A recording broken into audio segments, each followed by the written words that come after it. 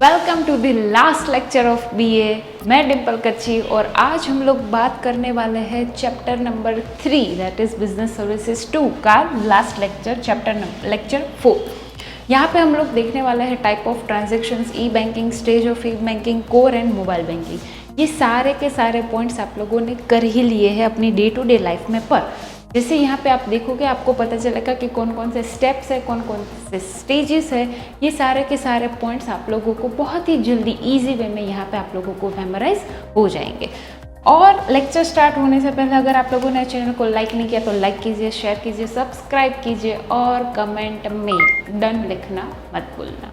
ये तो स्टार्ट करते हैं। सबसे पहला हमारा पहला टॉपिक ई बैंकिंग। ई बैंकिंग मतलब इलेक्ट्रॉनिक बैंकिंग, इसका फुल फॉर्म है, ठीक है, याद रखना है। यहाँ पे क्या है कि कोई भी आप लोग ट्रांजैक्शंस जो फिजिकल मेथड में आप लोग नहीं करते, यहाँ पे आप लोग थ्रू इंटरनेट एक्सेस आप लोग सारे के सारे ट्रांजैक्शंस कर सकते हो, ठीक है। उसके बाद हम लोग देखते हैं internet core banking and mobile banking. ये उसके टाइप्स है, ठीक है, ये उसके पार्ट है। टाइप्स तो नहीं पर पार्ट हम लोग बोल सकते हैं कि इसके पार्ट कौन कौन से हैं। इंटरनेट अगर हम लोग यहाँ पे बात करें तो बैंक के सारे ट्रांजैक्शंस ये टोटली उन लोगों ने प्रोवाइड किए हैं, ई कॉमर्स या फिर ई गैलरी के उन लोगों ने अरेंजमेंट किया है, ठीक है।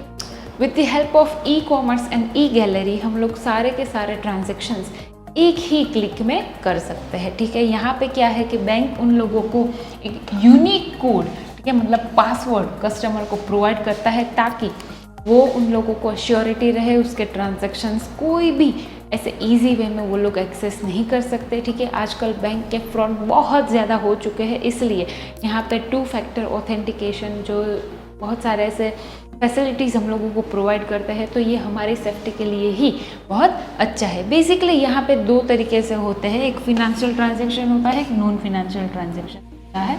सबसे पहला फिनेंशियल ट्रांजैक्शन मतलब जैसे ही आप लोग टेलीफोन बिल पे करते हो, आपका मोबाइल बिल, आप कोई भी पेटीएम करते हो, वो सारे के सारे जितने भी पेमेंट करते हो, ट्रांजैक्शंस करते हो in terms of monetary terms, तो ये सारे के सारे फिनेंशियल ट्रांजैक्शंस के अंदर आते हैं। अगर हम लोग बात करें नॉन फिनेंशियल ट्रांजैक्शंस, तो जैसे यहाँ पे क्या है कि हाँ, अगर आपको याद हो तो आप बैंक में कभी भी अपनी फॉर एग्जांपल चेकबुक ख़त्म हो जाती है, पासबुक ख़त्म हो जाती है, तो आप लोग जो नेक्स्ट अपनी चेकबुक या पासबुक के लिए अप्लाई करते हो तो उसके लिए कोई चार्जेस नहीं होते, तो वो नॉन फिनेंशियल ट्रांजैक्शंस के अंदर इंक्लूड होते हैं। उसके वैसे 3 पार्ट है, core banking, E banking and mobile banking. Let's see each one of them in detail. सबसे पहला है कोर बैंकिंग। कोर बैंकिंग का मेन नाम है centralised online real time exchange.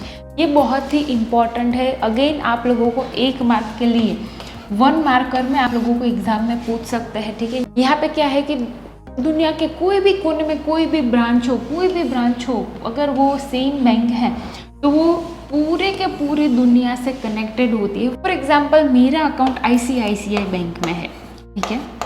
यहाँ पे मैं बैठ के कोई भी ट्रांजेक्शन्स करती हूँ। अगर मैं फॉर एग्जांपल सुबह उठ के मुझे मुंबई जाना पड़े, ठीक है, तो वहाँ पे भी अगर मैं अपने अकाउंट में कोई भी ट्रांजेक्शन करती हूँ तो वो टोटली सारे के सारे ट्रांजेक्शन्स मेरे अकाउंट में रिफ्लेक्ट होते हैं और जो मुझे यहाँ पे बैलेंस दिखाता है वो कहीं और जाके भी मुझे सेम बैलेंस दिखाएगा, ठीक है। तो यहाँ पे क्या है, कोई भी बैंक होती है, कोई भी बैंक होती है, वो एक दूसरे के साथ कनेक्टेड होती है through all over the world. ये इसका मेन बेनिफिट है। अगर हम लोग आगे के ट्रांजैक्शंस की बात करें तो यहाँ पे क्या है, कोई भी एंट्री है, अगर आप एक जगह से दूसरी जगह पे शिफ्ट होते हो या फिर कहीं पे भी आप लोगों की ट्रांसफ़र होती है, तो आप लोग अपने सेम अकाउंट में आप लोग वही एंट्री जो एक जगह पे दिखाई देती है वो दूसरी जगह पे भी वही एंट्री आप लोगों को दिखाई देगी with the help of core banking, ठीक है। जैसे यहाँ पे मेंशन किया है कि कोई भी अकाउंट होल्डर है वो कोई भी ब्रांच में अपनी सारे के सारे फॉर्मेलिटीज़ डिटेल्स फिल कर सकता है, ठीक है।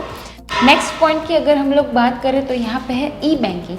ई बैंकिंग मतलब इलेक्ट्रॉनिक बैंकिंग। थ्रू इंटरनेट हम लोग सारे के सारे बैंकिंग ट्रांजेक्शन्स करते हैं बहुत ही ईजी वे में। With the help of just 1 click वो सारे की सारी फैसिलिटी हमें घर बैठे ही मिल जाती है। जैसे हम लोग ई बैंकिंग की अगर हम लोग बात करते हैं तो वहाँ पे क्या है कि आप लोगों को कोई भी होम ब्रांच की ज़रूरत नहीं होती। आप कहीं से भी पैसे विड्रॉ कर सकते हो, डिपॉजिट कर सकते हो। You can do your all the transactions without any home branch, ठीक है।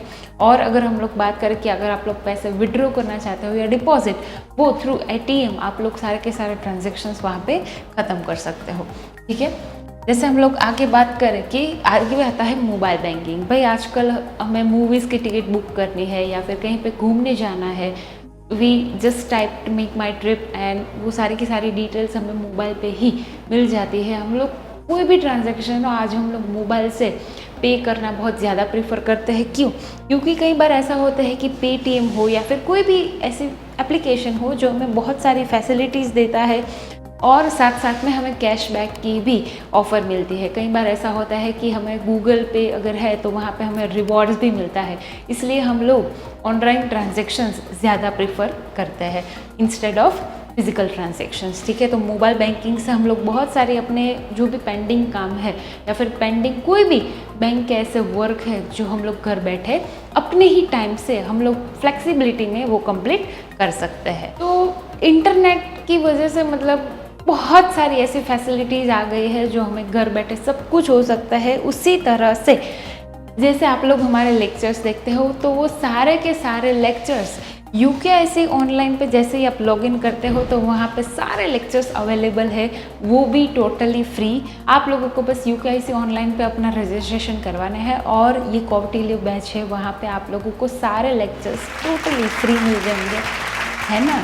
मज़ेदार बात, ठीक है। तो अब हम लोग देखते हैं बैंकिंग के कौन कौन से स्टेजेस है, ठीक है। ई बैंकिंग है, सबसे पहला है ट्रेडिशनल प्रोसेस, दूसरा है कनेक्टिंग कंप्यूटर्स थ्रू नेटवर्क और तीसरा है यूज़ ऑफ इंटरनेट। सबसे पहला है ट्रेडिशनल मेथड। भाई पहले के ज़माने में क्या था, ऐसे कोई भी हमारे पास ना इंटरनेट था, ना कंप्यूटर्स थे, ना कुछ ऐसी फैसिलिटीज़ थी कि जिसकी वजह से हम लोग जस्ट टाइप करें वो हमारा पूरा डेटा सेव हो जाए। तो पहले क्या करते थे लोग, ऐसे जनरल लीजर्स बनाते, वो सारे के सारे डे टू डे ट्रांजेक्शन्स वो एक बुक में मेंटेन करते थे और वहीं से उन लोगों का पूरा अकाउंटिंग ईयर सॉल्व होता था। या फिर कोई भी ट्रांजेक्शन्स की अगर आपको डिटेल चाहिए तो आपको जनरल लेजर में मिल जाती है, ठीक है। तो पहले क्या था, ऐसे लोग लेजर्स बनाते थे। जैसे जैसे डेवलपमेंट होता गया यहाँ पे क्या आ गया कि सारे के सारे एक नेटवर्क से पूरी के पूरी दुनिया के कोई भी कंप्यूटर्स वो एसोसिएटेड होते हैं या फिर जॉइंट होते हैं।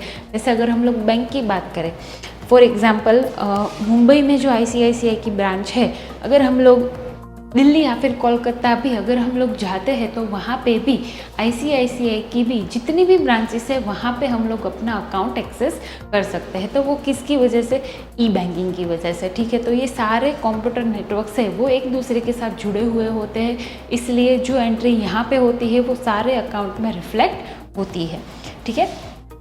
अगर हम लोग लास्ट पॉइंट की बात करें तो यूज़ ऑफ इंटरनेट। भाई इंटरनेट ना हो तो हमारी तो दुनिया ही पता नहीं।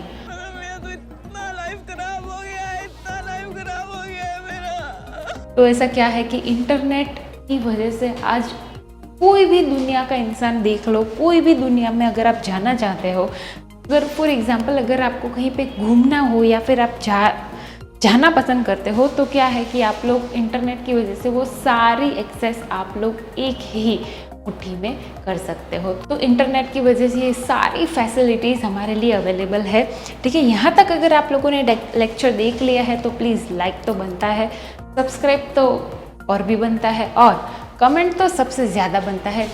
भूलना मत कमेंट में डन लिखना ताकि मुझे पता चले आप लोगों ने ये सारा लेक्चर देख लिया है। यहाँ पे ऑफिशियली हमारा लेक्चर नंबर 3 ख़त्म होता है। मिलते हैं हम लोग लेक्चर नंबर 4 में।